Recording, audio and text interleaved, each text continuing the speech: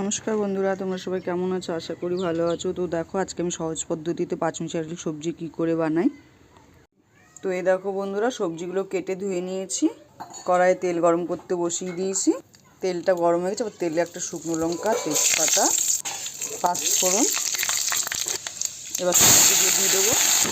কাঁচা লঙ্কা চিরা, পরিমাণ মতো নুন, হলুদ, এবার নেড়ে চেড়ে দেবো।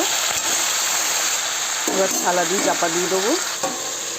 মাঝে মাঝে ঢাকাটা খুলে একটু নাড়িয়ে দিতে হবে। এটা আর কিছু মশলা দেবো না, শুধু কাঁচা লঙ্কা চিড়েই করবো সবজিটা।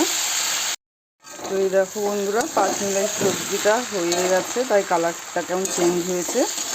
এবার এর মধ্যে আমি একটু চিনি দেবো। এবার অল্প একটু চিনি দিয়ে দেবো।